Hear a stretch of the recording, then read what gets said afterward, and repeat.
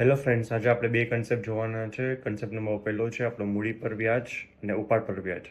જ્યારે વર્ષના અંતે ભાગીદારે નફાની વહેંચણી કરી દીધા પછી આપણને ખ્યાલ પડે કે મૂડી પર વ્યાજ અને ઉપાડ પર વ્યાજ બાકી છે, એવા ટાઈમે આપણે સૌથી પહેલાં તો એ ખબર હોવી જોઈએ કે મૂડી પર વ્યાજ છે, મૂડી પર વ્યાજ એ ભાગીદાર માટે શું છે? આવક છે. અને ભાગીદારી પેઢી માટે ખર્ચ છે.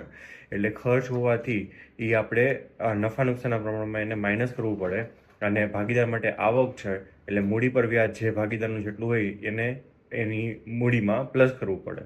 તફાવતની જે રકમ આવશે એ રકમમાં જે માઇનસમાં હશે એના ખાતે ઉધાર થશે અને જે પ્લસમાં હશે એના ખાતે જમા થશે.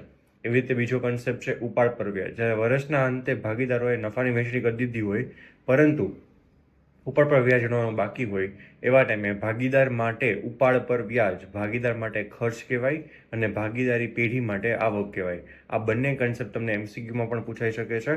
અને જ્યારે તમને ભાગીદાર પેઢીને ઉપાડ પર વ્યાજ ગણવાનો બાકી હોય ત્યારે ઉપાડ પર વ્યાજ એ બધા ભાગીદારને જેટલું ઉપાડ પર વ્યાજ હોય માઇનસ થશે. એનો કુલ સરવાળો કરીને નફા નુકસાનના પ્રમાણમાં આપણે વેચવાનું રહેશે. જો નફા નુકસાનનું પ્રમાણ આપેલું ન હોય તો સરખે હિસ્સે આપણે વેચવાનું રહેશે. જે તફાવતની રકમ આવે એમાં જે માઇનસમાં આન્સર આવે છે એ માઇનસમાં આન્સરને આપણે ઉધાર કરશું અને જે પ્લસ પોઝિટિવ આન્સર આવે છે એને આપણે જમા કરશું. એક વાત ખાસ યાદ રાખજો, જેટલી રકમ માઇનસ થશે એટલી જ રકમ પ્લસમાં હોવી જોઈએ. બંનેનો સરવાળો સરખો થવો જોઈએ. અને ઉપાડ પર વ્યાજ અને મૂડી પર વ્યાજ ભાગીદાર માટે ખર્ચ છે કે આવક, એ પોઈન્ટ તમને એમસીક્યુમાં પણ પૂછાઈ શકે છે. Thank you.